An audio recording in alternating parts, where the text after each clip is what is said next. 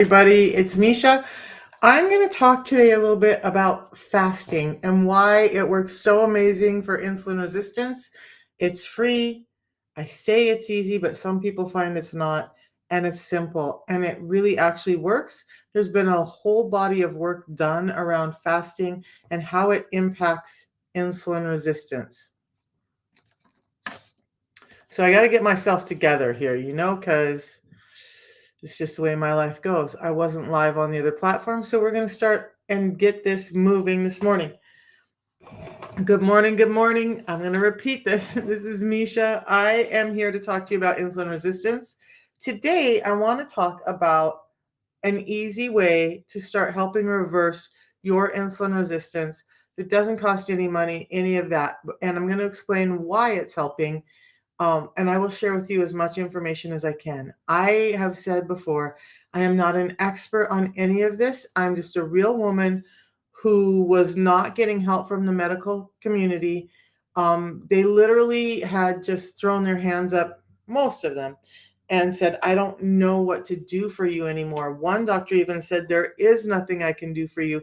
You're just always going to be fat, tired, sick, and unhealthy, and there's nothing I can do to change that. No direction, no hope for anything. Can you imagine a doctor telling you that? Because I think that some of you have had a doctor tell you something very similar, or they've told you that it's all your fault um, because of your lifestyle. Well, yeah, there's some culpability in that, right? We could all do better. We have to be honest with ourselves. We could do better. But at the bottom of it really is a food industry that's feeding us food, dare I say, that's poison for us because it doesn't have the nutrients we need any longer. They've stripped out things like fiber that we actually need to digest the foods, and they've pumped it full of chemicals and sugars, and we wonder why we're getting sick. When you go to the doctor, what's the answer they give you? Here's another medication. And so, what are those medications? They're causing you to be sicker. I was just listening to a cohort talk. Beautiful woman. She spent years as a diabetes educator, and she talks about how statin drugs and metformin and all of these other drugs are, in her words, they're trash. They're causing people to be sicker than ever. And yet, that's what you're being given when you go to the doctor's office, and you wonder why. It may seem like for a while things are managed, but you're just getting sicker and sicker. So we're going to go over an easy way to address this morning. And then we're going to go over some of the other things that I've done to reverse my diabetes and actually get my health back to a point that I feel recognizable as a human being again. Is everything perfect? No. And I'm not going to promise anybody that their health is going to be perfect by doing a couple of simple steps. Okay. Let's be clear on that. I'm not trying to do smoke and mirrors. I'm going to give you some real answers. So let's take a dive in. When we look at insulin resistance, and I'm always, because she always pops up in my feed, but there's an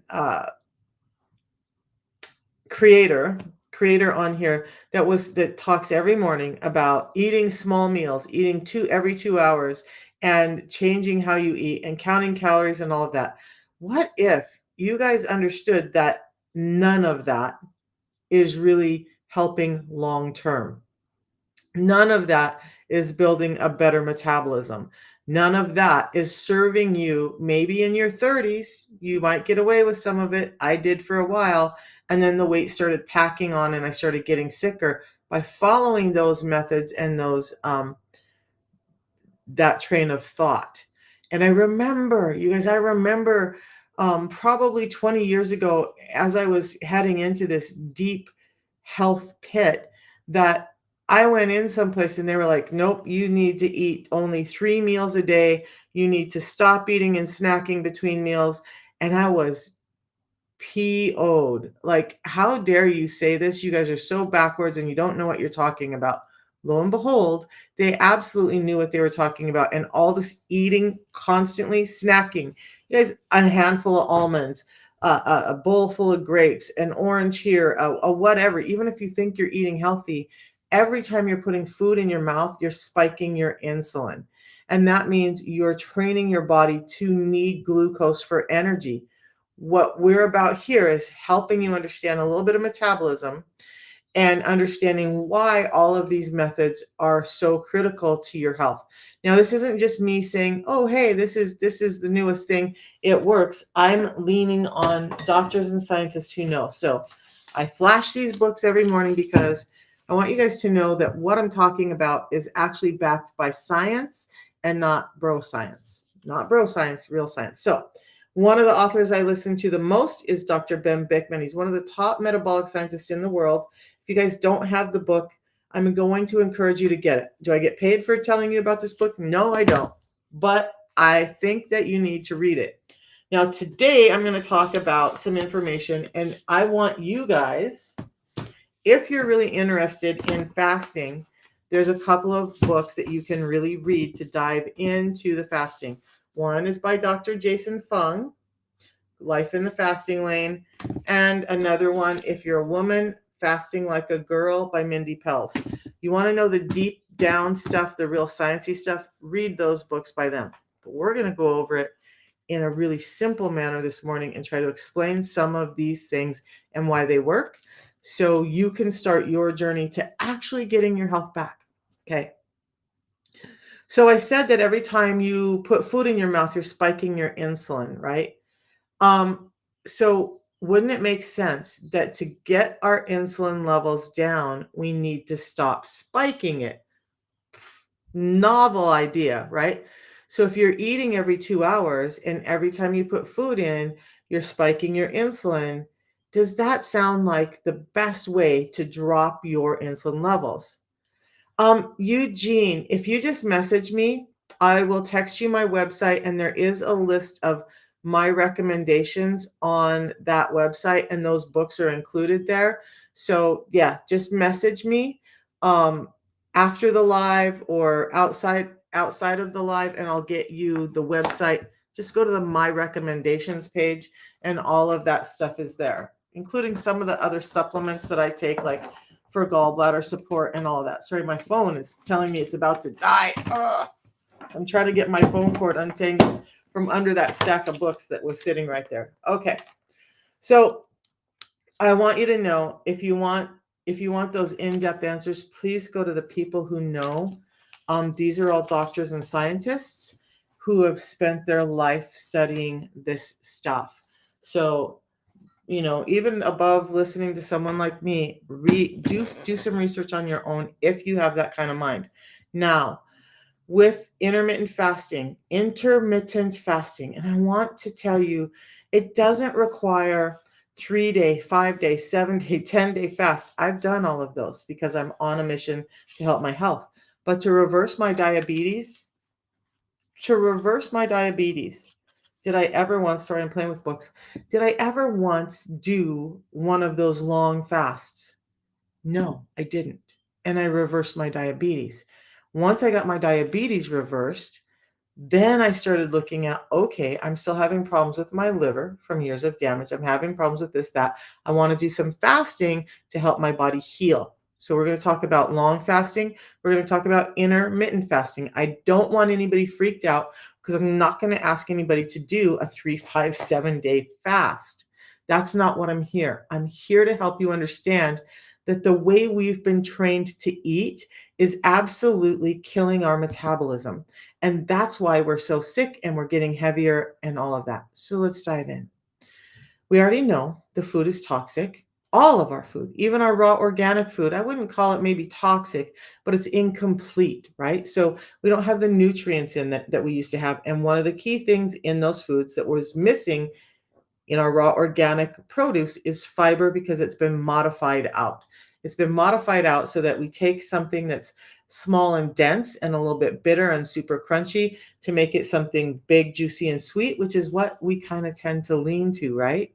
But the big, juicy, sweet, can you imagine this? You eat a peach that's big, juicy, sweet, like the size of my fist. It doesn't fill you up, okay? You eat a small peach that's crunchy, full of fiber. For some odd reason, you have a little bit more satiety and you're fuller a little bit longer. It's because of the fiber in the smaller organic heirloom, dare I say, heirloom peach, because even the organic stuff we have now is modified. All right. So now diving into all of this, if the food we're eating is spiking our glucose, largely because of fibers missing out of a lot of the produce and the packaged foods we have, and then we're being told to eat every 2 hours, and that is actually making us sicker, what are we supposed to do? And why? More importantly, why are we doing this, right? So some intermittent fasting is in order. Now, there have been a ton of studies done on intermittent fasting and its efficacy, and there are doctors like Dr. Fung who have actually just do fasting as a remedy for diabetes in his clinic in Toronto.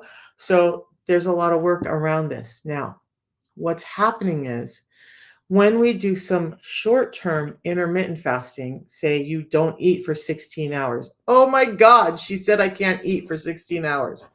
Stop. We don't need to eat every 2 hours. Our bodies are not built for that. We're not meant to do that. And you're not going to die, and you're not going to feel hangry, and you're not going to feel all of those things.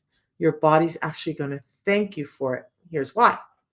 When you eat, your blood sugar spikes. Okay. It takes about 2 hours for all of that to start working through your system and for your blood sugar to spike up.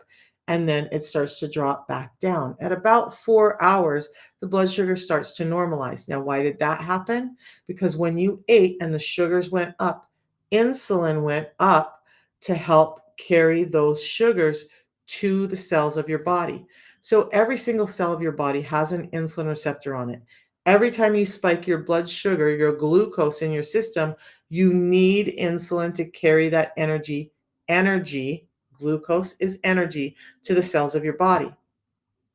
So every time you eat something that spikes your glucose, your insulin is going up. Now, as the blood sugar is dropping, that means insulin's done its job. That's at about 4 hours, remember?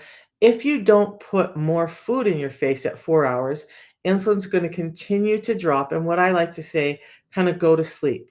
It's no longer like being the queen's guard in your bloodstream, and it's just kind of taking a break, taking a nap on the couch over there. They're not putting food in their face. I don't need to be out working so hard. I can finally take a break. That's insulin. But it takes about 8 hours for that insulin level to really fully get down to a point where we want it to. Now, once it's down to that point where it's minimal in the system, then glucagon, the other hormone that has to do with your metabolism, there's many, so other hormone, one of the other hormones that has to do with your metabolism can come out to play. Why do I focus on insulin and glucagon? Because there's cortisol, there's thyroid, there's estrogens, there's lutein, there's not luteinizing, there's leptin and ghrelin. Oh, but the L was stuck on my tongue. Leptin and ghrelin that have to do with hunger and satiety. So all of that plays into metabolism. But the two main players are created in your pancreas, and they're called insulin and glucagon. Now, insulin's job is to help you burn fat for fuel. It's a sugar burner. It wants things to store. It wants things to grow. It's called anabolic.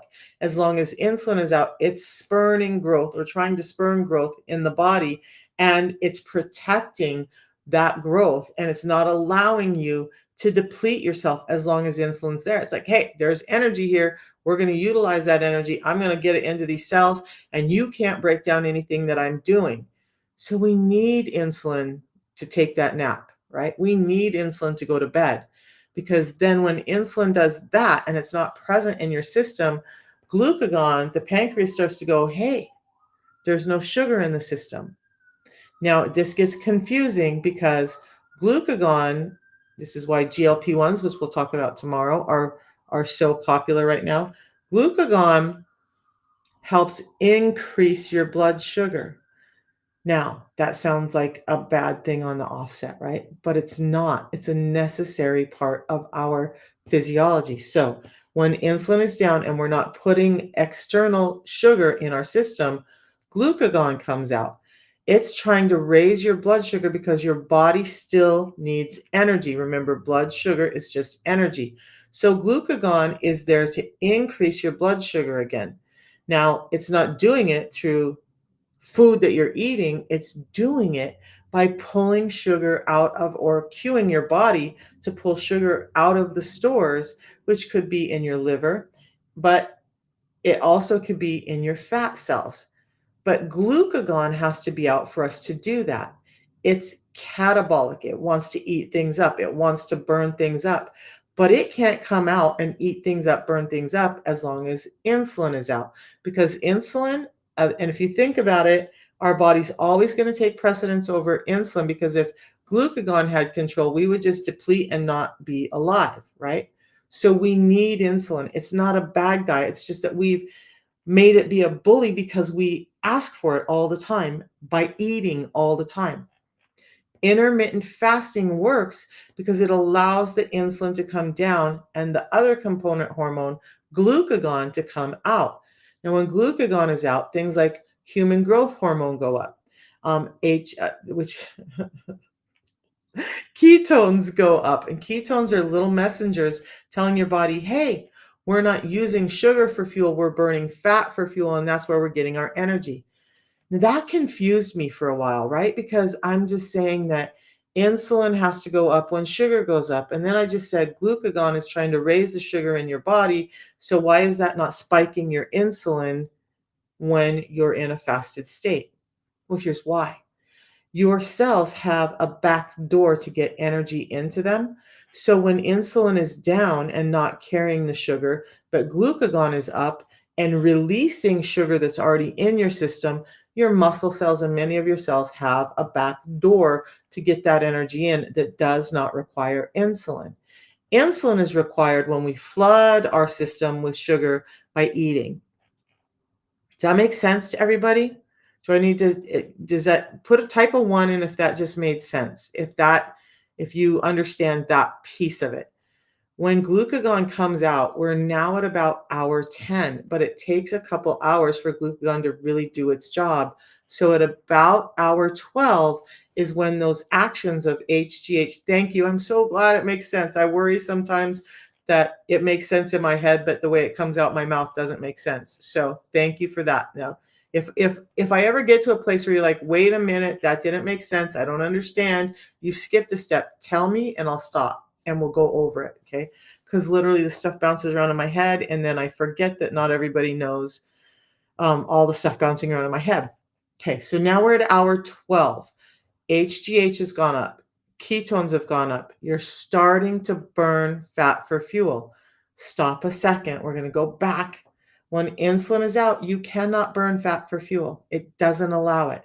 You cannot break down fat for energy. It doesn't allow it. It's trying to store things, and it sees that fat either in your liver, in your muscle tissues, or on the subcutaneous areas of your body. It sees that fat as its hard-earned work, and it's not going to let you spend it, right? It's hard to hold. So let's talk about ketones in a minute, because you really only need 0.5 or more ketones in your system to be insulin sensitive. You don't have to have 3 or 5 in your ketones for you to be doing good work in your body. In fact, those wild swings of ketones are an indication of how insulin resistant you are. The first time I did some long fasts, my ketones went up well above 3, and I was super happy about it. Like, oh, I'm in ketosis. Little did I know that that was just a sign at that point in time that I was so insulin resistant still that I was reversing it. Now my ketones fluctuate between 0.5 and 1.5, whether I'm fasting or even sometimes during the day when I'm eating, because my insulin resistance, I'm more insulin sensitive. So before I continue on with the fasting, let's think about this. When insulin spikes high, I want you to understand something, and that is insulin does not come down as quickly as your blood sugar levels. So insulin is kind of quick to rise, slow to fall, okay? So when you start training your insulin levels to come down, so instead of being here and on guard all the time because you're eating every 2 hours and you're eating foods that are spiking it all the time, and it can come down lower, well, that means that slow rate of it coming down you're going to get to the bottom of the insulin quicker and allow those ketones to come out much quicker. So, can you have some ketones come out between meals when you're eating 2 meals in an 8-hour period? Absolutely, when you start becoming more insulin sensitive. So let's talk about a lot of these things. You're not a sugar person. You don't have to be a sugar person. I have a client who is probably always will be pescatarian. So they eat some fish, they don't really eat chicken or red meat, and they eat a whole lot of vegetables, and they buy everything from the farmers market, and they don't add sugar to anything that they eat. They rarely eat out, and when they do, they're very careful because of this clean eating lifestyle that they've adopted. They even wrote a nutrition book. They were suffering with insulin resistance and getting some latent weight off. They did this system, still do it today, and do the intermittent fasting piece. And even as a person that most of us would look at and see as a normal size, she felt like she had about 10 pounds to get off and just couldn't get it off, even with all her clean eating. Sugar does not just mean the white powdery stuff in the bag. Apples, oranges, pears, berries, bananas, pineapples, potatoes, rice, all of that is sugar. Okay. In your system, all of that's sugar.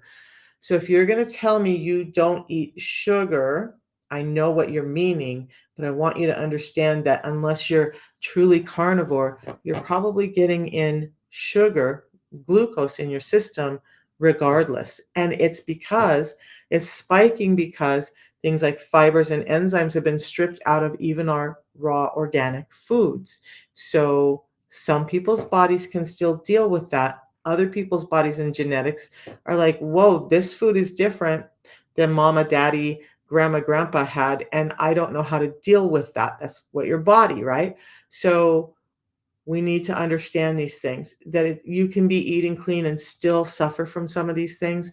It's just the way it is. But it's hard to hold. Okay, not a sugar person. We answered that. Um, you're insulin resistant, so we're going to give you some help in just a second.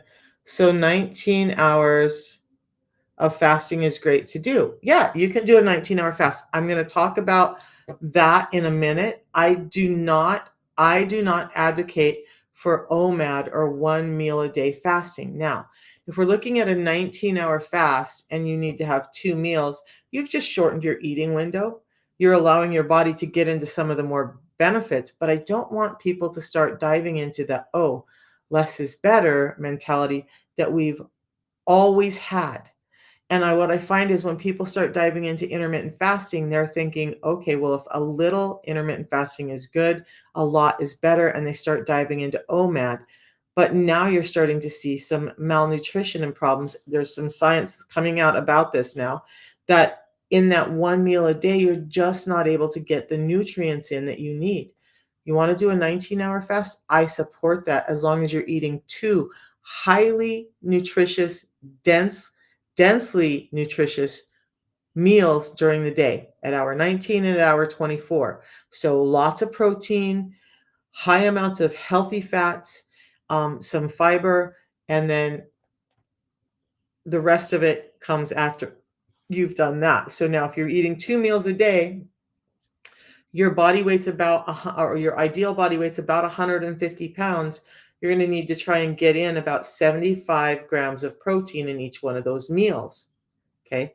So the 19-hour fast, what I want people to understand this morning is fasting is not about calorie reduction. Fasting is about allowing your body's processes to happen and then feeding your body well in the hours that you do eat.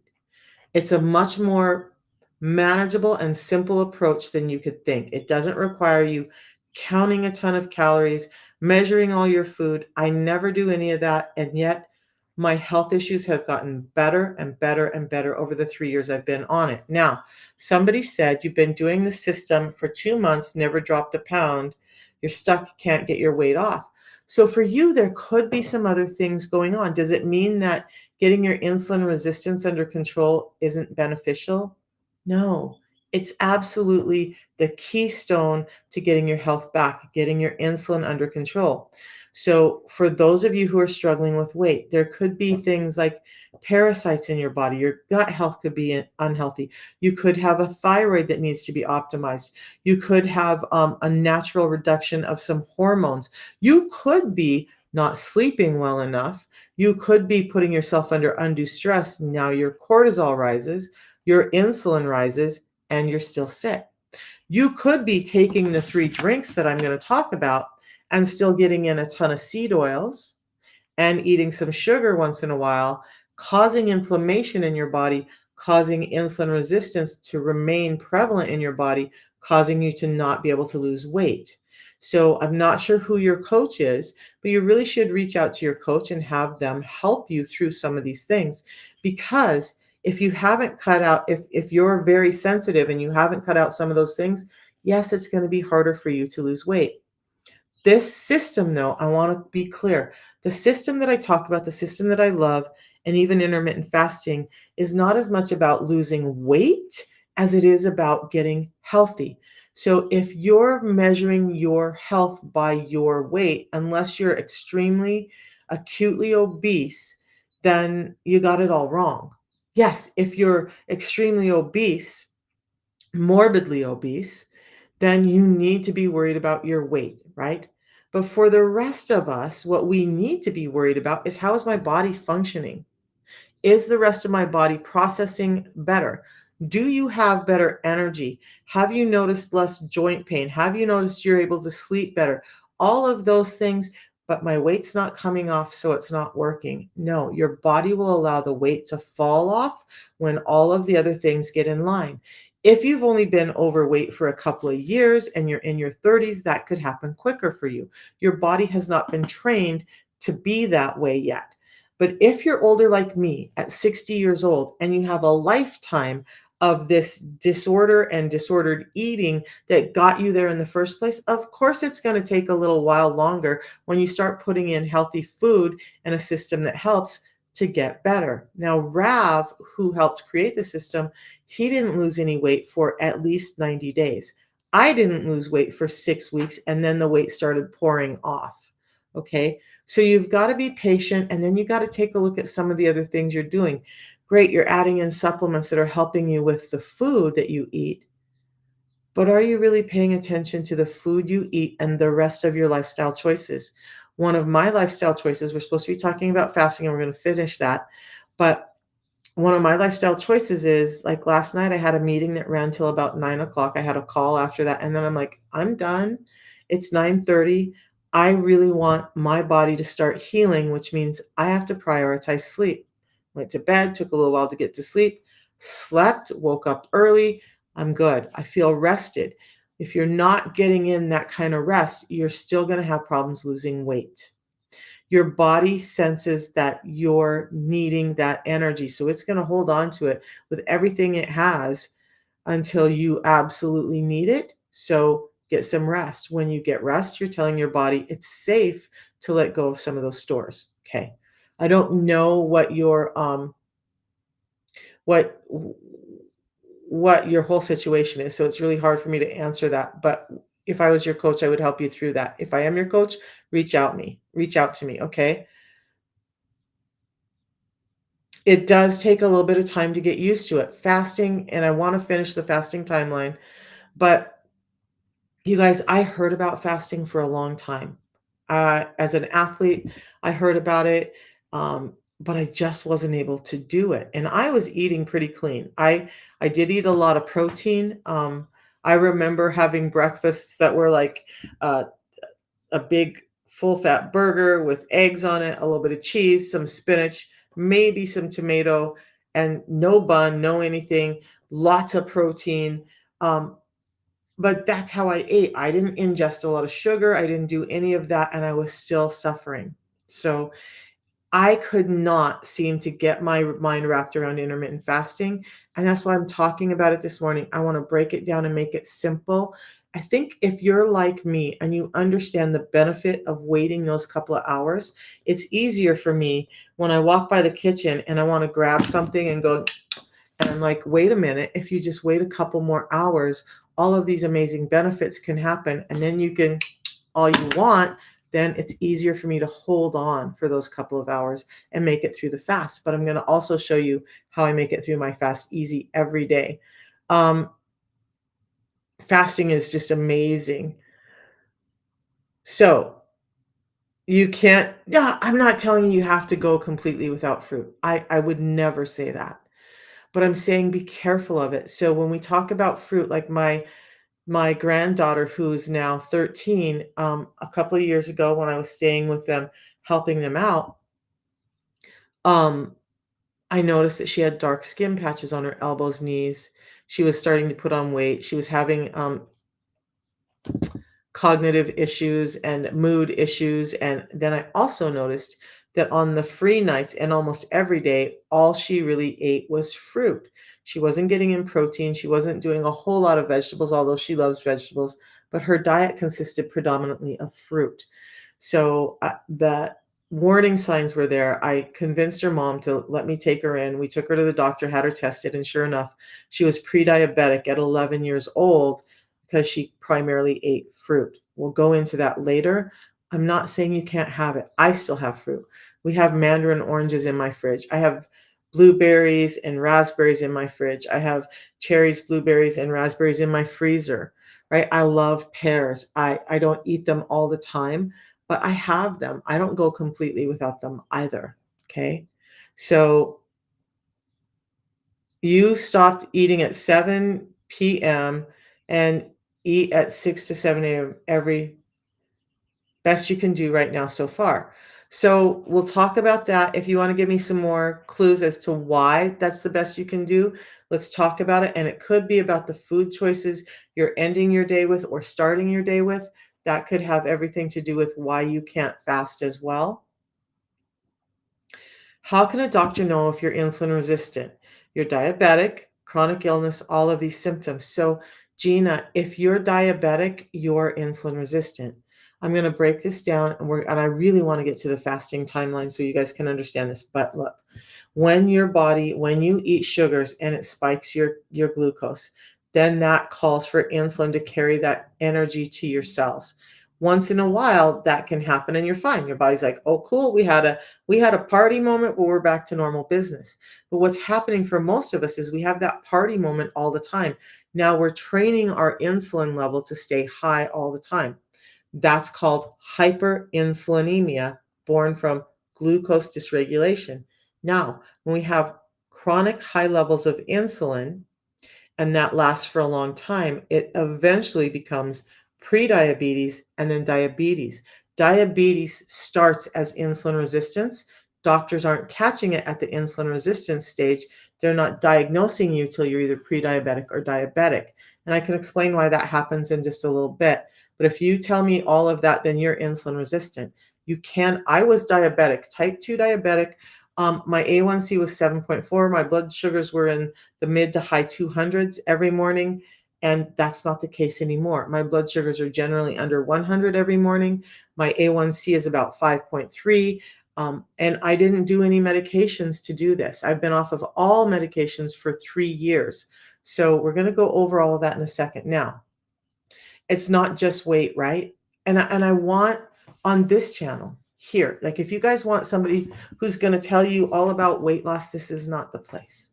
If you want somebody who's going to tell you how to get your health back so the weight loss is more natural, so that you have your health and not just a body size that's driven by society, then stick with me because we're going to talk about that.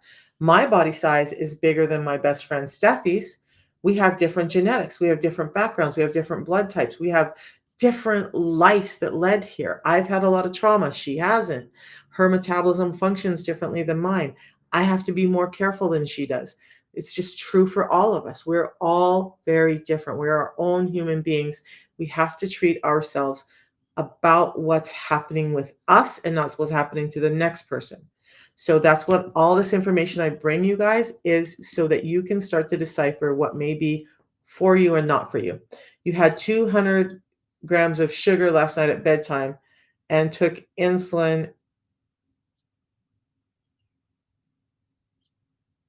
and had 67 sugar. I'm not sure about that. Insulin is not, if you're a type 2 diabetic, injecting more insulin is not making you better. It's exacerbating the problem. It's making it worse. You already have too much insulin in your bloodstream. So now you're adding more because your pancreas cannot keep up with the demand that you're creating in your body. Why not understand the demand, decrease that so you're not having to increase insulin, which is increasing your insulin resistance and eventually increasing your diabetes. Dr. Bickman, who educates doctors on this, tells them, and after he explains all the science and all the why and all the stuff, he tells them, when you give your type 2 diabetic patients insulin, you're making them sicker quicker, you're making them fatter quicker, and you're killing them quicker. If you're type 2 diabetic, I would invite you to really question why your doctor would give you more of what's already causing the problem for you. Okay. So that's a discussion you and your doctor get to have. I'm just going to bring you the information that can lead to that discussion. So fasting, get back to fasting. So we were at hour 12, right? So glucagon is now out, HGH is up, ketones are up. So at about hour 14, with all of these clues, and it takes your body a while. It's not just like the light switch that goes on, ooh, the lights are on. It's like starting a fire. You have to have kindling, and it takes a while to get that big roaring fire going. Your body's similar. You just stopped all the insulin, and now you're letting glucagon come out, which means fat burning. But that fire has to build, that action has to build in your system. So at about hour 14, you should start to notice that, or your body will start to go through this thing where it's pulling energy stores out of your body through fat cells, through cleaning up your liver, through just getting rid of old and damaged cells. So now you have better regeneration. That is all starting to happen at hour 14. And it continues through. Why we say our 16 hour fast. Now we've done all of this good work and we've allowed at least 2 hours of fat burning to go on. So for the person who said, what if I do a 19-hour fast? Great. Now you have 3 more hours of it. Pumpkin seeds are not okay for a snack. If you're having them as, like within the time constraints, really, you guys, we got to stop thinking that we have to do the hand to mouth all day. Hand to mouth all day is not necessary for us as human beings to live. It's not necessary for many animals to live. Okay. We just don't need all of that. Want to put some pumpkin seeds on the food that you eat? Absolutely do it. Stop utilizing them between meals because you're just spiking your insulin again. Pumpkin seeds probably spike them less than many other foods, but we really want to, especially in the beginning, start to train our insulin to come back down to a normal level. I'm not talking about depleting it. I'm talking about getting it to a normal level. 93% of us are metabolically unhealthy, and that means 93% of us do not have normal levels of insulin. Mama, you're so welcome. Look, I know as much as I know because I got really sick. Like most people who join me get really sick and your doctors aren't helping. I worked in doctors' offices. I was the person who took you back, got your vitals, got all the answers, got the information from the doctor, brought it to you, told you what to do, all of that. That was me. And not one of those doctors that I worked for, were able to help my health conditions. My blood pressure was out of control. I lost my gallbladder. My kidneys and my liver were failing. Nobody could help. They just kept tossing medications and it wasn't getting better. And so then I stumbled on this protocol and these methods that I'm talking about and reversed all of that. Now, I have a liver that's been pretty damaged from all those years of insulin resistance. I do longer fasts, and I'm going to explain why in a second, to help my liver get healthier before it gets worse. In the meantime, on the daily, I just do the 16-8 fast like everyone else. And I just make sure that I follow the 6 simple principles I talk about to help with insulin resistance. And that's it. And my health has gotten better. I had a conversation with my kids this weekend, and I was like, just in all honesty, full stop, 3 years ago, I was terrified. My kids were terrified, but they didn't really wanna say anything. They saw a mother who had always been vital and athletic and high performing have a walker and a cane and be in so much pain she didn't wanna get off the couch, and brain fog and anxiety and depression, and it was a big ordeal for me to even leave the house and go find shoes or go shopping. I didn't even wanna go shopping because it was painful. And I was embarrassed to be out in public. That was me, and no doctor was helping me. That's why I'm here now, okay? I'm here now because I found a way that completely turned my life around. My kids don't worry about me. They're not losing sleep over me. I'm not going to bed at night worrying that I'm gonna die in the middle of a night from my heart exploding or any other weird thing. And I go to bed, I rest well, I get up the next day looking forward to spend time with my family and doing all the things that I love and including finding new things to love, right? New activities.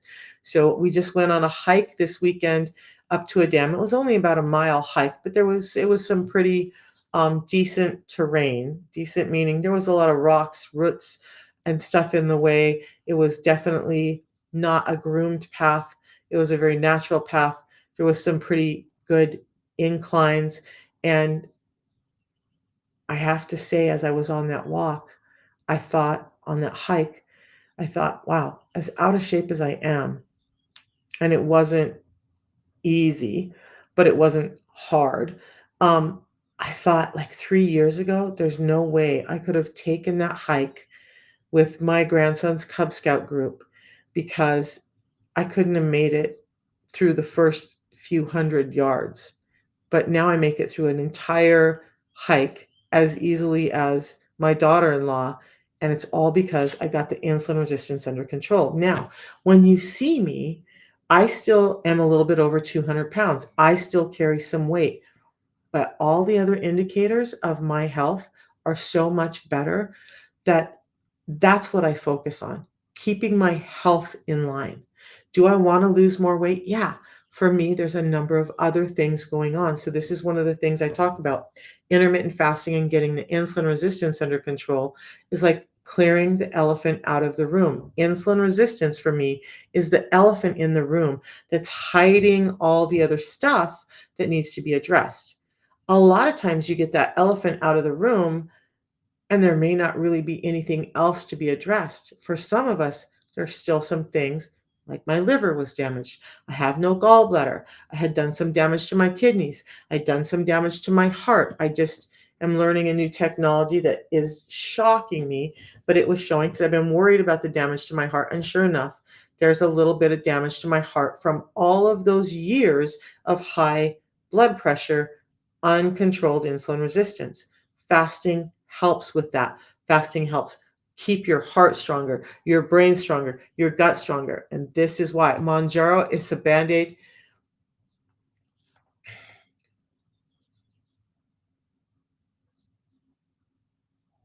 So I don't do Monjaro. And look at anybody who comes on here and is an advocate for medications. I'm going to invite you to move on or listen to what I have to say. I do not, I do not, I do not, I do not advocate for those medications. I understand what they do to the body. A lot of people don't want to talk about it. Even some of the doctors who are promoting them, of course, they don't want to talk about all the negativity because they're handing you a medication that makes them money. Why would they ever tell you that you're at risk for damaging your pancreas by overworking it? That you're at risk for having psoriasis, where your food gets stuck in your intestinal system and your liver, your gallbladder, your gut, your intestines aren't contracting like they should be, so it's not moving the food through. Who wants to tell you about the possibility of damaging your thyroid or any of those other things that are prevalent with those medications? Because if they told you all of that, if they told you how many people land in the hospital with a frozen gut, how many people's thyroids have been destroyed, how many people end up losing function to their pancreas, even if it's a small amount, why would you do it if they gave you the truth about all the side effects? Monjaro is an injection that is not addressing the root cause. I know so many people who went on those medications to lose weight, they lose muscle mass, They have all this other damage that's going on in their body. It may not show up right away, but many of them years later they're like, "Oh shoot, this is going on. What happened to me? Oh yeah, I did a course of Manjaro for a year or 18 months or whatever, and now all of these things are happening." And I think somebody told me that this could happen, but I was like, "No, not me, so I'm going to go ahead and do the drug." Okay? I I do not advocate for any of those medications. Why? They're not fixing the root cause. They're making you sicker and they're not helping your health. They're helping you get some weight off in an unhealthy way that's going to compound your health issues later. Why do that to yourself? Look, if you're in the society of quick fix, I want that fast food and I want that shot so that I can have the fast food, lose weight, and I don't care because it was all quick. It may not have been healthy, but it was quick, then you're not my person anyway. So go find somebody who wants to tell you that all of that's okay, because I'm certainly not the one. All right.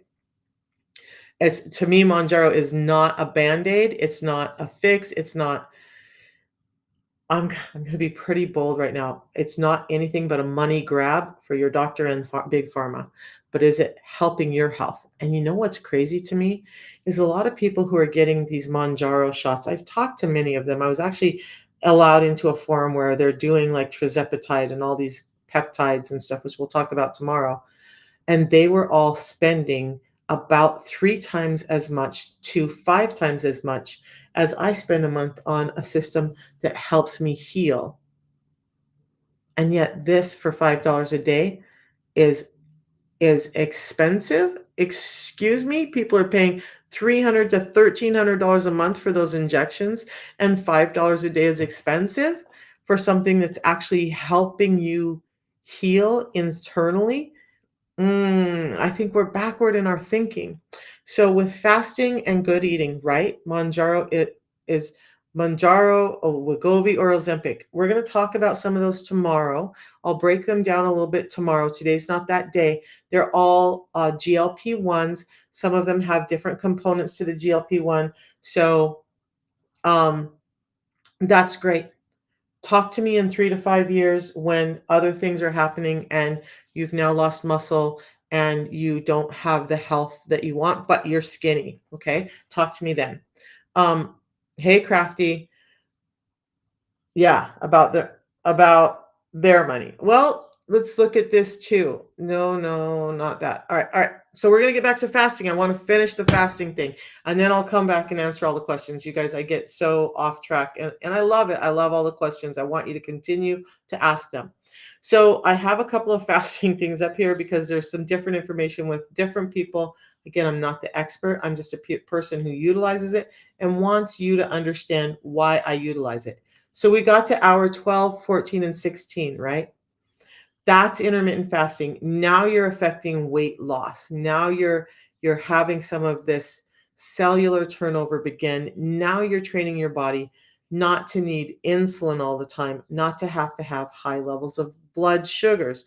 Now your blood sugars are going to rise and fall even in the absence of food because your body needs energy. When you see those that rise and fall of sugars during a fasting window, it means that your body's starting to do its job and pull sugars out of the stores that it has built up so that you have energy.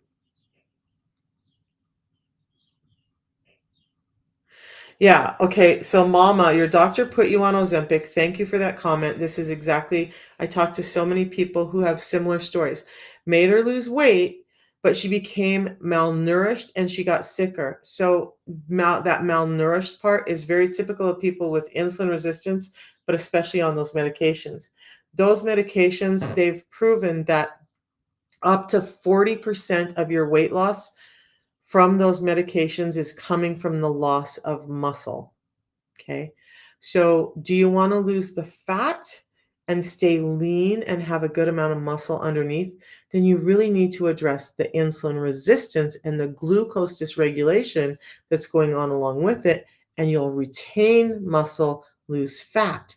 That means the scale weight moves differently than somebody who's losing fat but losing muscle along with it because muscle weighs so much. An insulin resistant person is also losing muscle because the muscle's not getting energy. You start to reverse that. Your body goes, oh, hey, I have the energy. You start to add good amounts of protein in. Oh, hey, I have good building blocks and I have energy. It's safe to put on this muscle again and get rid of that fat, right? So when you're doing Mounjaro, you're losing a lot of muscle to lose the fat, and you'll see it because people's faces look gaunt. They have Mounjaro or Ozempic butt, where their skin just hangs off of their butt, hangs off of their body where they lost all the weight. Um, or if I drink a green juice first thing after you fast. So let's talk about that. If I break your fast with 2 small pancakes, light syrup, and fruit, is that bad? Absolutely. I'm going to tell you, you ask me, you guys, please don't ask me questions if you don't want the God's honest truth. That's probably one of the worst things you could break your fast with. Why? Pancakes, high glycemic food that's going to spike your insulin, even light syrup, going to spike your insulin, and fructose, which is putting a load on your liver and spiking your insulin.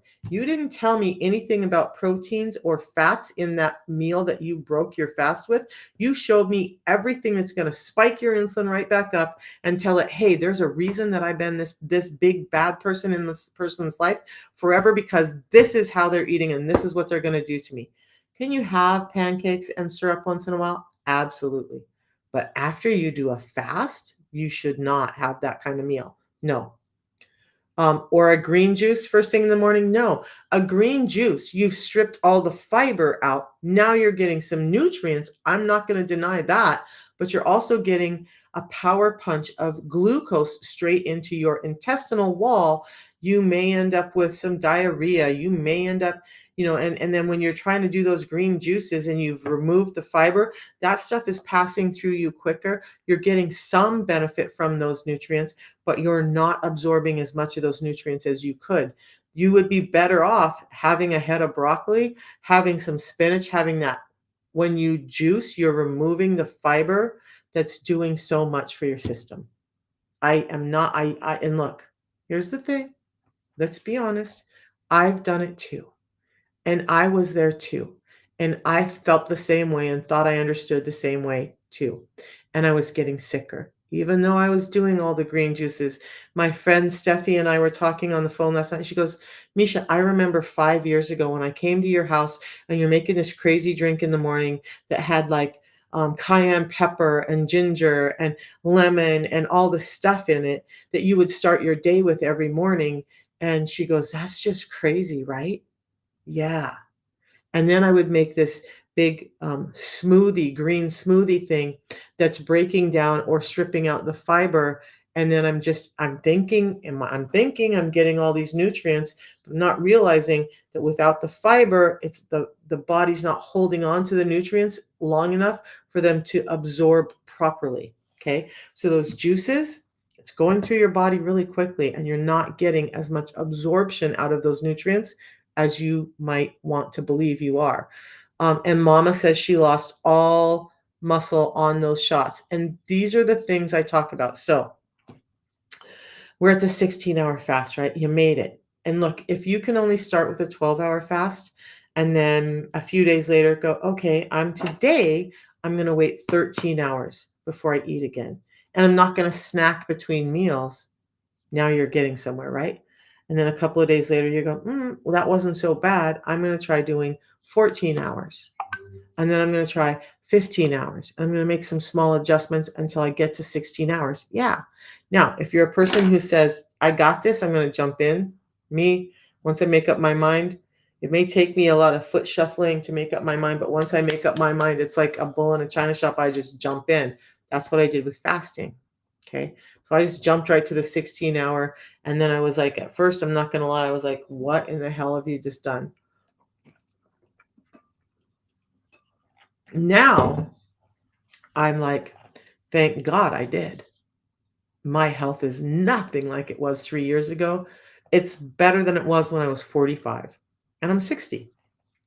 Fasting was a huge part of it. Fiber is a huge part of it. And that's all that it really took to reverse my diabetes along with the protocol I use. Now, we got to hour 16. Okay. So when we start getting past hour 16 and we start moving into 18 hours, we're increasing ketones, we're increasing fat burning. Okay.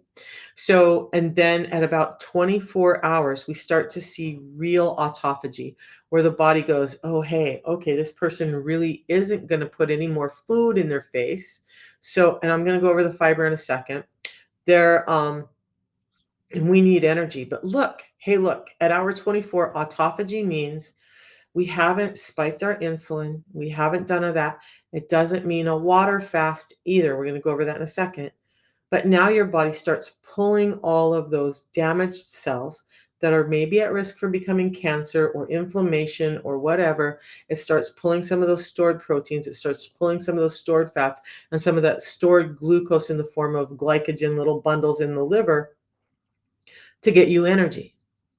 But autophagy is happening because it's cleaning up the system to utilize those pieces that are not good for you before they become toxic because the body's like, I need energy. I don't need that dead cell over there that's rotting and decaying. Let's recycle it. So autophagy is like a recycling process in your body. It's protein smoother, better to break your fast with. If you're doing a long fast, a smoothie, a protein shake, I have broken my fast with a protein shake, high protein, high fiber, because it's easier for my body to digest over having a steak. Absolutely. But do I rely on protein shakes for the bulk of my meals? No. You'll hear me talk about protein shakes. I use them when I realize I've had a day that I didn't get in enough protein and I don't have time or want to eat another full meal. I'll have a protein shake to top off my protein and some of my nutrition balance for the day. Is it the ideal way to do it? No. Is it okay to do it once in a while? Yeah. Sometimes we have to, right? You don't like that you've lost not only fat, but you've also lost muscle since making changes. Diana, I don't know what changes you've made.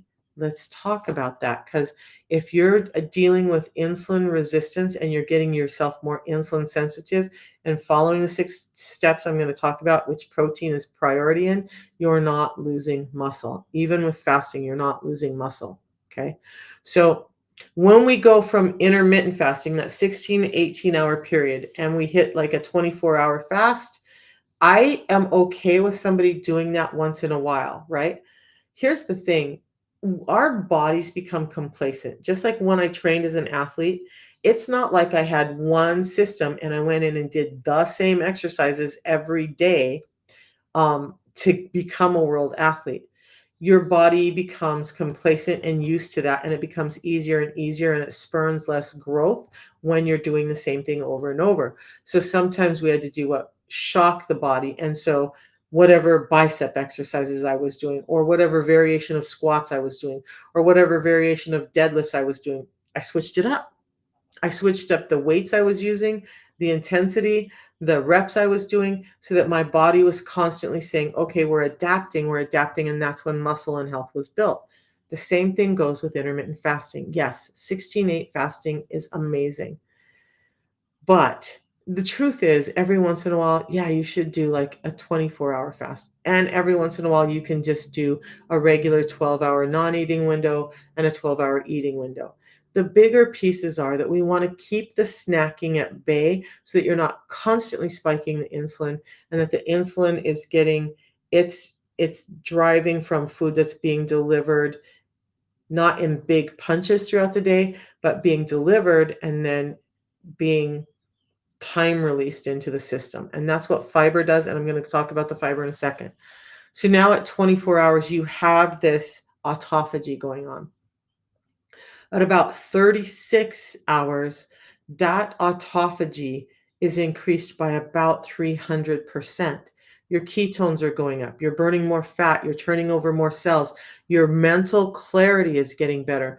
Your heart is actually rebuilding and getting stronger. Your gut is cleaning out. And some of that negative gut bacteria is being told to go bye bye. And some of the good gut bacteria is present. Now, on those longer fasts, on any fast, I still advocate for getting in good electrolytes. I use LMNT, Element. I don't get paid for them. I'm not anything for them. That's just what I use. And then I make sure that I'm getting in nutrients still. So the type of fasting I'm talking about is an insulin fast. I'm not talking about you have to do some monk fast where you drink only water. Okay. We're going to talk about that. I just want to not spike my insulin to allow all of these processes to happen within the body. Um, so then between hours 36 and 48, I'm going to cheat a little bit here. You have 5 times more HGH at hour 5, human growth hormone. We're not talking fat growth. We're talking growth of, and we're not talking growth as like kid or extra muscle. We're talking replenishing heart tissue, liver tissue, intestinal tissue, muscle tissue all over the body, bone tissue. All of those need human growth hormone to reproduce. And as we age, having a day or two a month where we do this extended fast and increase that human growth hormone so we're repairing our bones and muscles more is actually really healthy for us. It's a great tool and it's not costing you anything except for maybe some duct tape if you can't stop eating, right? So then the thing though is at about 72 hours, all of that starts to cap out.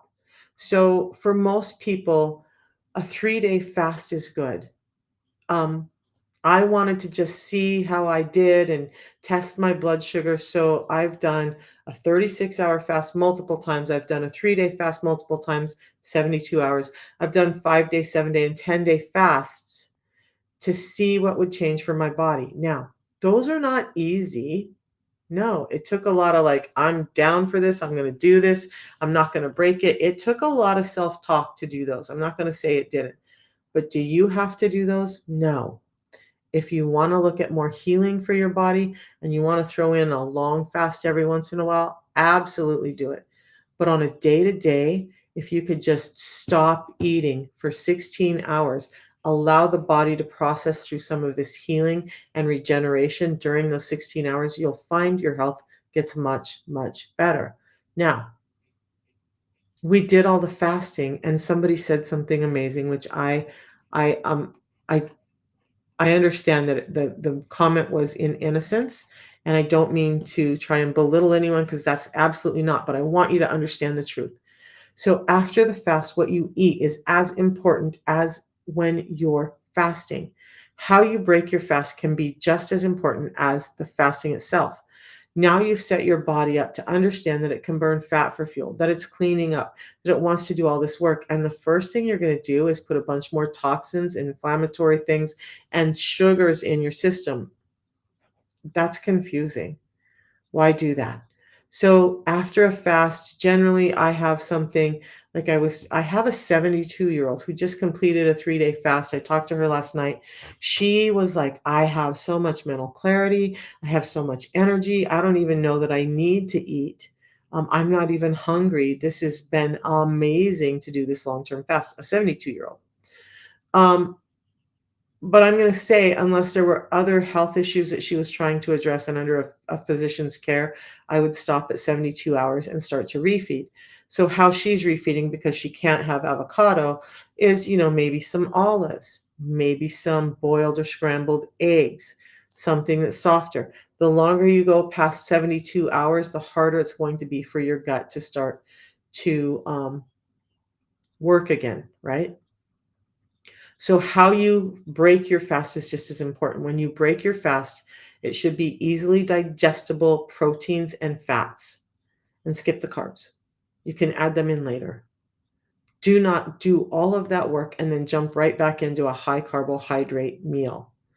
Number one, when you jump back in, now your body goes, oh yeah, sugar. We need sugar. Now you're hungry all day after you just did a 3-day fast. You're hungry all day. You've spiked your insulin and now you have that cycle again. When you start with fats and proteins, your body is fuller and it's like, oh yeah, more of this stuff. We have some fats in here. We have some protein for building blocks. We can continue our good work and insulin, that buddy that we love, but he's been out of control. He still is kind of in his room with the door shut. We don't need to worry about him anymore. We're going to focus on building. Okay. Um, Movie Mama, since they've taken all the fiber out of everything we eat natural. Well, when you missed the part where I talked about even your raw organic foods, if you look at them, let's this, and I have pictures, I don't use those slides very much anymore, but a raw organic peach. Go Google what our foods used to look like. A peach used to be about the size of this, and now it's the size of this. You're telling me they didn't strip fiber out of this and add glucose to this to make this thing be less small, crunchy, and bitter to be this big, juicy, sweet thing? There's way less fiber in this than there was in this. So even our raw organic food has been changed and we're devoid of fiber. I was listening to another expert talk about it yesterday, and they were like, in just as an example, the nutrition we used to get out of an orange. Today, we would have to eat about 8 orange to get that same nutrition, including fiber. Can you sit down and eat 8 oranges? Yeah. But then what do we eat? Great question. So we're going to talk about that now. So what you do eat is you eat the foods that you love. You try to do the best you can with the foods you're eating, and you understand that there's gaps in the nutrition that we have today because of no crop rotation, because of genetic modifying, because of that, and you supplement where it's necessary. Okay.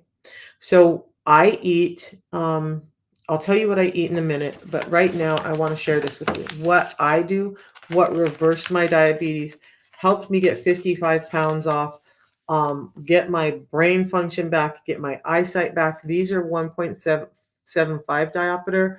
3 years ago, I was in 3 diopter glasses. How did I reverse my eyesight damage by about half? This is about the lens I was wearing when I was 45. I'm 60. How? By addressing my insulin resistance. Okay. And this is how I did it. For me, what I do, you see me sipping on a tea. I have it cold. I also have one hot that I haven't even mixed up. So this is as easy as it is for the tea. I'm going to take this. My water is no longer hot, but I'm just going to tear this open. This tea, if I tear it on the right side, so it has an easy tear pack. You're just going to tear it open. Okay. I just pour it right in the water and stir it up. I don't have to steep anything. I don't have to measure anything. I can have it hot or cold, easy peasy. I take it on the go with me all the time. There's more coming out.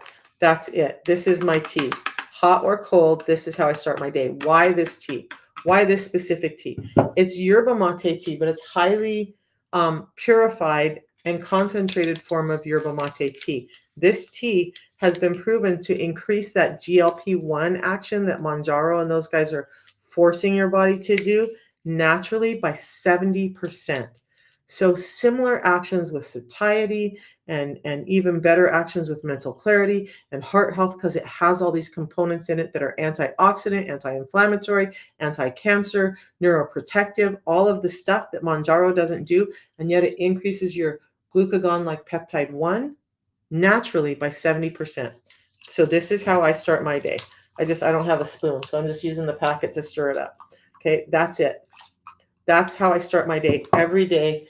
I usually have 2 of these teas a day. Sometimes I do, sometimes I don't. But it's my drink of choice. So I'll have this and I will finish this before I eat. And is it necessary? No.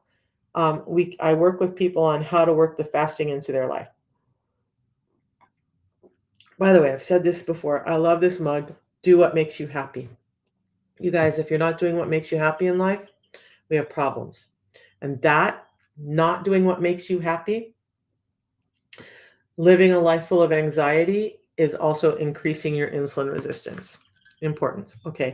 The chlorogenic acid. Yeah, movie mama. Chlorogenic acid. So that tea that I had, this is an older packet, but that tea that I'm drinking now, that I've been drinking all morning, 375 times the chlorogenic acid of any standard yerba mate tea. So all the people who think, oh, she said yerba mate, I'm going to run out, I'm going to get a box of yerba mate tea. 375 times the chlorogenic acids in this as in any standard yerba mate tea. That chlorogenic acid is helping with that GLP-1 action, but it's also a component that can cross the blood-brain barrier, get nutrients and energy to the brain. So we have it present 375 times higher than any standard bagged yerba mate tea. Plus, it's been taken to a lab in Switzerland to purify it from pesticides, toxins, and PAHs. You can go to my look. If anybody who's interested in this, you guys, you can just go to the link in my profile, tap on it. There will be red lights right under the red lights, and I can show you how to get that. There will be a link that tells you how to get a hold of me, and then I'll send you some text explaining the system, the cost, and what it is, and a link to be able to get it. Now, when you get it through somebody like me, you're getting 90-day money back guarantee, you're getting a low price guarantee, and you're getting a quality guarantee. Go to Amazon, eBay, Walmart, you're not getting those guarantees, and you're paying more. Guaranteed you're paying more. So please just use my link, get the support, get the guarantees, and don't buy into the everything off of Amazon is better thing, because it's not. We found pirated product, expired product. I found somebody paying as much for the box of tea as they would pay through me for the entire system. Okay, 60 of the pre-meal drink, 30 of this, and they spent as much as that for just this box of tea. Why do that to yourself? Please don't. Now, the second part of my day, when I do eat, and who knows what I'm going to eat today, because right now I'm not hungry, got a lot going on. I'm going to go grocery shopping. So my grocery shopping today is going to be grass-fed organic beef, organic chicken, some frozen vegetables, because I just don't go through them enough, maybe some raw green vegetables, maybe some pears, but a lot of protein. And probably, I'm almost out of cheeses and whatnot, I'll probably grab some of that.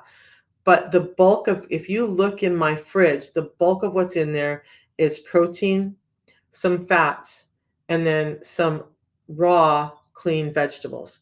And I'm talking the dark leafy green vegetables.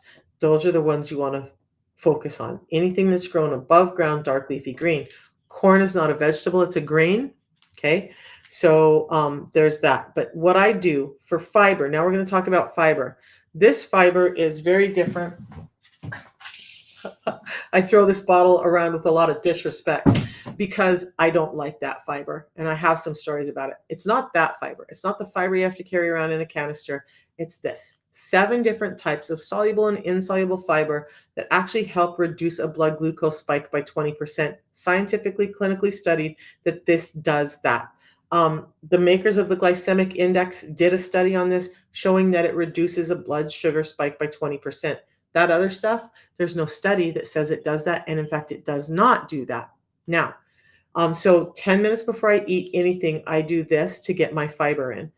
To be honest, because I've been having some other issues with health because of the long-term health issues, I've, over the last month, adopted having another fiber type when I wake up in the morning during my fasting window. It doesn't break my fast. It actually helps me with ketone production by the enzymes in my gut, eating it up and creating short-chain fatty acids, which help with ketone production, which helps keep me in ketosis and fat burning. But I do that fiber that has about 27 different components in it that's helping clean my gut out, helping my liver regenerate, helping all of that. I also add some collagen and some super greens to that. That's new for me because I'm trying to get this liver healed up. But so I have that fiber in the morning. I have this fiber before I eat anything. The 2 meals I eat today, I'll have 10 minutes before, I'll have 10 minutes before, and I'm done. 3 packets that I drink in water at 3 points during the day. That's it. That's as easy as it was, okay? Or as it is. Doing that now, all the stuff that I've learned since, all the stuff that I've been doing in the past 3 years, I've been doing to help optimize my health since I got better. In the beginning, all I did for a good 6 to 9 months, when I reversed my diabetes, when I lost 55 pounds, when my eyesight got better, my skin tags went away, the dark skin patches went away, my joints started feeling better. My leg cramps stopped. All of that stuff, all the stuff up here started to go away in that first 6 to 9 months. All I did was a tea in the morning, a pre-meal drink before I eat anything, and a 16 and 8 fast. 16-hour fasting window, 8-hour eating window, no snacking. That's all I did. All the other stuff I do now is because for me personally, I'm looking at the other things going on in my health. Look, you guys, I've had multiple surgeries throughout my life. I've had 20 broken bones. I've had a lot of trauma to my emotion and my body, so my body functions different than most people's. I'm taking extra steps to deal with those. Does this cure my childhood trauma or the a dozen or more surgeries I've had in my life or the 20 broken bones? No. It helps manage the inflammation and all the other stuff that makes those things worse, but I still need to address the other things. I want to be really clear about that. Okay, so that's fasting and fiber. Okay, so I fast and I utilize fiber to manage the blood sugars when I do eat. Now, I promised 6 simple steps. When you go to my link, I actually have 2 things in there now. I used to have a whole bunch of things and it was confusing people and so I just have 2 in there now in my link. Look, you can get a hold of me. I can directly send you the links to this stuff. I'm not going to hound you. I'm not going to harass you. If you don't want to talk to me after you get the first few messages, great. I'm going to talk to the people who want to talk to me. I'm not hounding you. But the second link in there is this 6 simple steps ebook, and it's free to you guys. Free, free, free. I'm also thinking about doing something, another free ebook in there, just because I am committed to helping you guys. Look, I appreciate everyone who's doing the system and wants to get their help back and is trusting me as a coach, but I still want to help everybody else too, as much as I can. All right, so a drink in the morning and a pre-meal drink before I eat anything, a 16 8-hour fast, and eating the foods I love while managing these 6 simple steps. Okay, fiber first before I eat, every time I eat. We're going to go back into fiber in a minute. I prioritize protein. If you see my meals, they're highly dense in protein.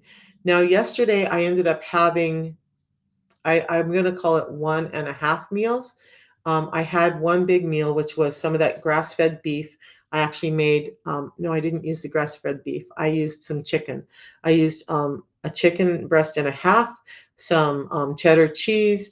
I had a spinach herb tortilla that I folded over and made a quesadilla. That thing was huge, but it also had some lettuce and tomatoes and some sour cream in it. That was my meal yesterday. I could have had 2 meals. I didn't intend to not have 2 meals. The day got away from me. All of a sudden, it was dinner time, and I'm like, I didn't eat a second meal, and I'm not hungry. So I just didn't. Today, I'll make up for that by prioritizing protein and nutrients in the meals that I do eat today. It's possible that I eat 3 meals today. One at my when I break my fast, one 4 hours later, and one 4 hours later, still within the 8-hour eating window. I'm just going to prioritize protein. After I get in my fiber, I will prioritize protein, and then I'm going to fill up with fats. I'm going to talk about why in just a second. Then I'm going to limit my carbs. There's days and times when I have carbs. The other day, I bought cupcakes from this really great cupcakery here in town, and I took them to my daughter-in-law, and she, my grandson, and I had cupcakes after dinner. We don't do that all the time, but can I do it once in a while? Yeah, because you know why? I just use this to help manage the blood sugar spikes, and then I move my body to make sure that I'm utilizing the glucose. So those are the first 4, all about your food, right? The next 2 tips, the 5th tip is to do some intermittent fasting, okay? That's going to help, as I just explained, get those blood sugar levels down, get the insulin down, allow glucagon to do its job, allow your body to start healing. Again, I want to be super clear. This is not about calorie restriction. It's about allowing your metabolic flexibility to kick in. And metabolic flexibility means sometimes we burn sugar for fuel, sometimes we burn fat for fuel. That's what we're built for. We are not built to be sugar burners all the time. Okay. So let's dive into what we were built for. We burn sugar when we have food in abundance, which we have all the time now. So we need to self-regulate, right? And then we burn fat for fuel when we don't have that other food to ingest. So Intermittent fasting. And the last step, can anybody guess what the last step is going to be? I've mentioned it a couple of times, but this is super important because it utilizes 25 to 30% of the glucose in your system, takes up 25 to 30% of the insulin passage in your system, and it's your muscle, your skeletal muscles. So being active. It could be as simple as taking a 10-minute walk after you eat. It could be as simple as somebody amazingly mentioned Tabata squats. I'm diving into that now. So um, it takes like 4 minutes. I do them on my couch. My couch is pretty low, so I do them, and when my butt hits my couch, it's right about competition level squats where my hip crease is low enough, and so I do my squats there. Why? Because I've had a bunch of joint damage and muscle damage, and so the chair right now is just kind of like an easy way for me to be assured I have stability and to get the work done. But there's so many things you can do in your own home. Hey, if you eat and you get up and you're like, dance party, and you put some music on and you dance, wiggle, and shake for 10 minutes, amazing. Okay. Do you want to take a backpack or something and look, most of us have books or whatever. I don't care. If you put a bag of flour in that damn backpack, put some weight on it and take a walk. Now you have muscle movement and you have some weight resistance, right? It doesn't take a big fancy gym membership to get your health back. Okay. Move your body. That's the sixth, the sixth step. Now I want to come back to the macronutrients. Wow, I need to drink.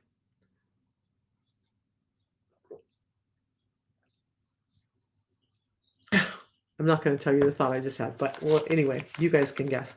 All right. So the macronutrients. Macronutrients are the big nutrients in your system, in our food. So that's proteins, carbohydrates, and fats. Micronutrients are all the other little nutrients. Vitamins and minerals are a part of that. We're going to talk about macronutrients now and how they act in your body, why this all works with fasting. When I say prioritize protein, this is why. Protein is a building block, and every cell of your body needs the protein just like it does the sugar. Okay. Sugar is energy, protein is a building block. So we need a good balance of both. Protein can elicit some glucose in your system and spike your insulin a little bit. It spikes your insulin about half as much as a carbohydrate does. But it's also, out of those three macronutrients, the one that keeps you feeling full the longest. So now you're getting healthy building throughout your body, not just your skeletal muscle. You're getting satiety, you're getting a lower and slower insulin spike, and you're staying fuller much longer. Prioritize protein. Prioritize protein, prioritize protein, prioritize protein. About 1 gram of protein per pound of body fat or body weight that's ideal. So I'm not at my ideal weight. Do I try to eat enough protein to match my body weight now? No. I eat enough protein to match what my body feels healthy at, which is about 150 to 160 grams of protein in a day. Do I still get it in when I only eat 2 meals? Damn straight. I just have to really focus on getting protein in. And guess what? If I'm focused on getting that protein in first, I don't have the breakthrough hunger. I don't crave a cupcake, a Snickers bar, a bag of chips, all of that, right? So now you're getting some satiety while you're building your body instead of taking a shot that gives you satiety and depletes your body. Which way do you want to go? Do you want to have satiety and build your body?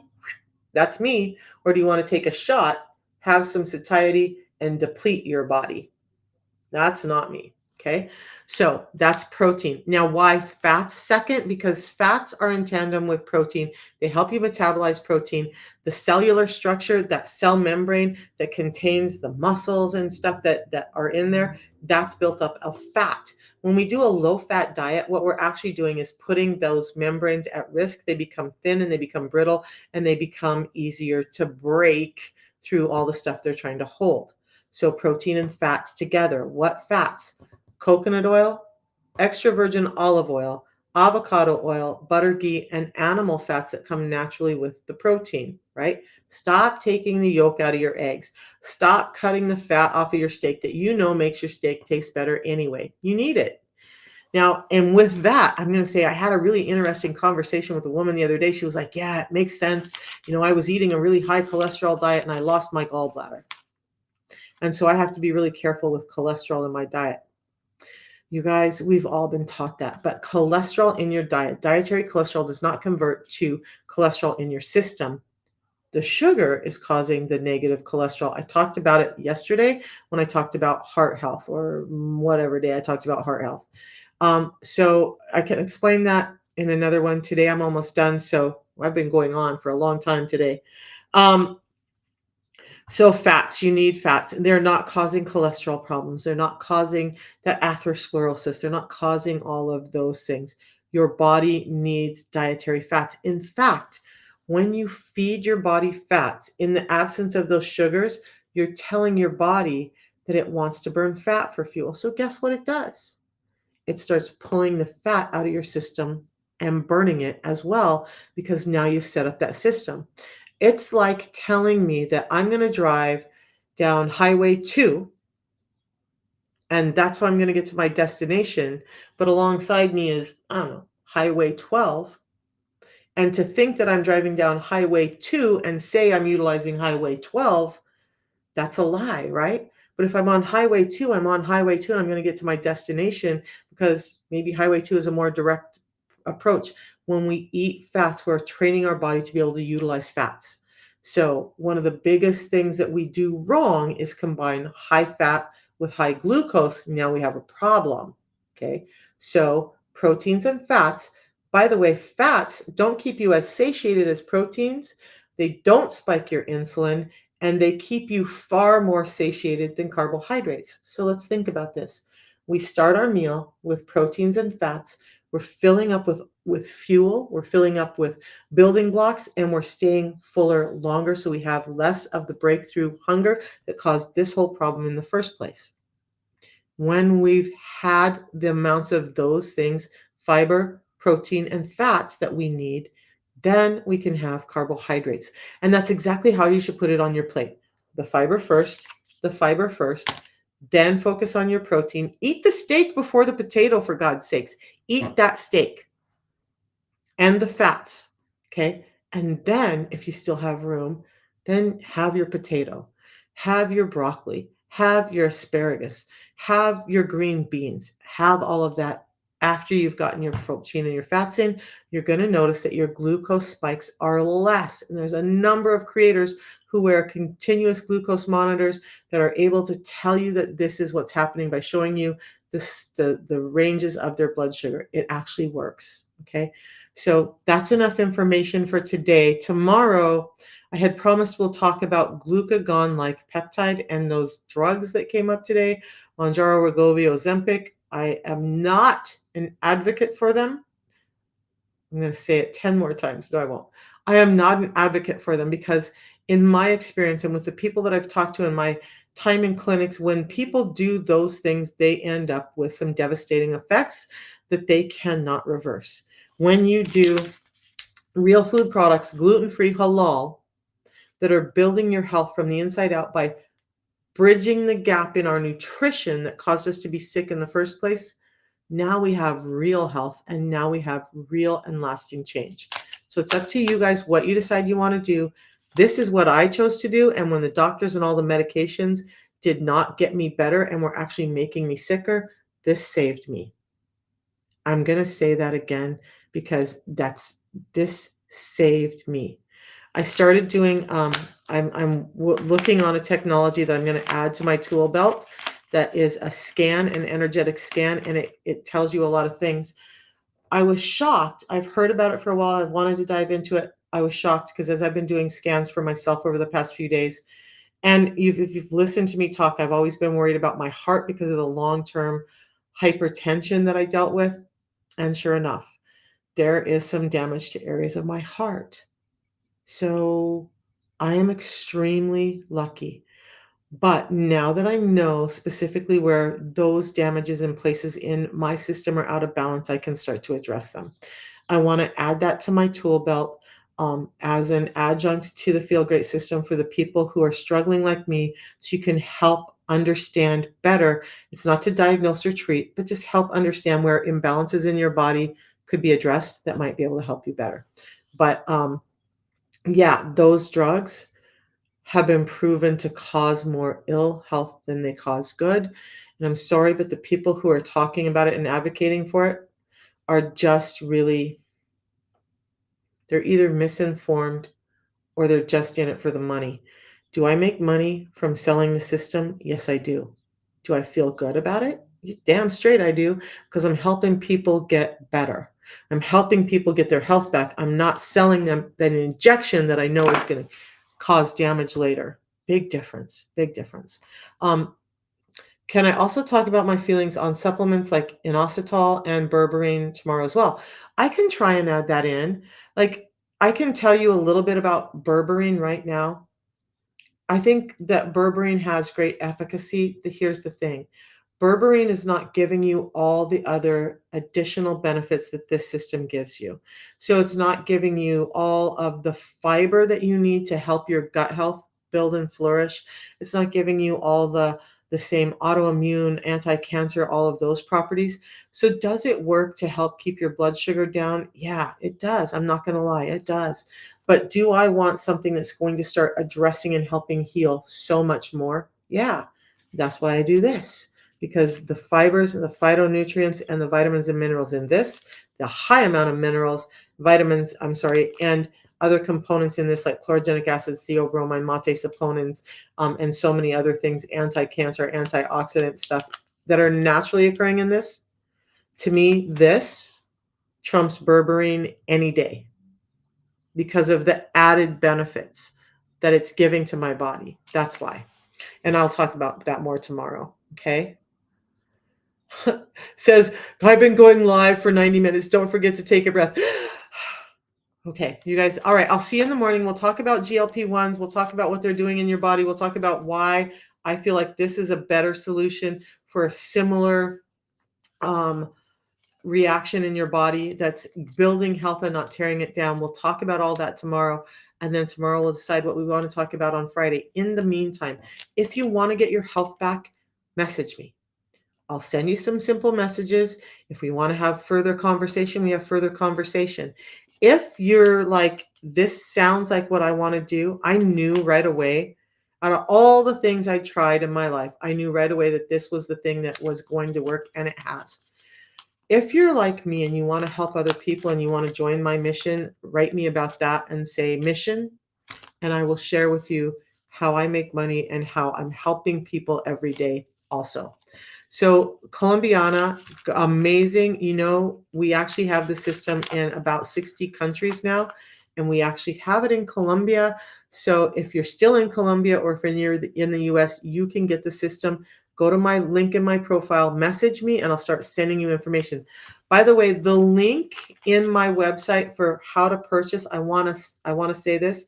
When I send you the link to my website and you go see the buy now button or whatever, that link is going to work no matter what country you're in. It's driven by IP address. So if you're in Germany, it's going to bring up the website in German. It's going to give you the prices and the availability in Germany. If you're in the UK, it's going to give you that there. If you're in the UAE, I have customers there. It's going to give you that there. And by the way, we have offices in UAE. If you're in Australia or New Zealand or any of these other places, it's going to give you the appropriate website for you. How many months does it take to actually see a major difference in dark skin tags? Somebody asked me about skin tags and I didn't mean to skip it. I kind of addressed it, but I didn't. For me, within the first 2 to 3 months, all my skin tags were gone and the dark skin patches on my elbows. You guys, I wish I would have taken a picture, right? I was so embarrassed by some of the things that I just didn't let people take pictures of me. But if you have those elbows that are dark and patchy and scaly, that dark skin patch, that's a sign of insulin resistance. And that's one of the things that I check on myself. And if I see people, the worst thing for me is not knowing how to approach someone when I see these signs and I know they're suffering. So I try to strike up conversation and drop some information as I can because I really want to help people. But it took me 2 months, maybe 3 at the outset to get rid of the skin takes and the dark skin patches. by getting my insulin resistance under control. What about neck and underarm? So I had my dark skin patches were predominantly on my elbows, on my knees, and yes, in my groin. If you have those dark skin patches where your underwear lines are rubbing or where your skin folds are in your groin, under your arms, like it now that I know, I can't unsee it. And it's never a judgment, it's more like diagnostic and understanding that that person is suffering. But when I see people, especially beautiful young ladies who are not overweight, and they raise their arms and they have these dark patches under their arms, I'm like, ugh, she's probably insulin resistant. And I wish, I need to find a better way to talk to some people, because you don't have to be heavy to be insulin resistant. Those patches under your neck, your underarms, and in your groin, those were all gone or going away by that third month as well. I used to have really dark skin rings around my neck. I'm 60. And I always thought that it was just because I was in the sun all the time and this was getting light and this wasn't. No, that's insulin resistance. I also had really bad melasma along the side of my face. I wear very light makeup. I don't do contouring and all that, but I don't have those melasma spots along the side of my face either. All of that started to go away. Most of it was gone within the first 3 months. I hope that answers the question. I've gone over skin tags and skin conditions. I just did that last week. All of these are housed on YouTube. If you want to go back and kind of listen to some of them, go find Brilliant Health with Misha on YouTube and you'll see all of the lives housed there. Go back and find the one on the skin. I'm sure I'm going to be going over it again because it's a prominent question. But yes, insulin resistance drives skin tags, dark skin patches, acne, exacerbates psoriasis and eczema, and causes brittle, thin skin. So if you want to take care of your skin and understand that all of those things are warning signs that something is going wrong internally and that something wrong is probably insulin resistance, utilize those diagnostic tools and understand it. Now, somebody asked about doctors. You guys, I advocate for you working with your doctors. I advocate for you working with your doctors who know what they're talking about. And most doctors have not been educated on insulin resistance and they haven't taken the time to read the science. So you don't have to have expensive tests to understand that you're insulin resistant. Yesterday, I talked about the number one sign that you're insulin resistant, and that's simply high blood pressure. If you have any of these symptoms and you have high blood pressure, you are most likely insulin resistant. Start addressing it and see your health get better. Okay, I'm going to go because otherwise I'm going to sit here and talk for another 3 hours. And we'll come back tomorrow and talk about GLP-1s. I'm going to add berberine and inositol to that list, and we'll go over it all tomorrow. Okay? You guys have a great day. Bye, everyone. Thanks for joining.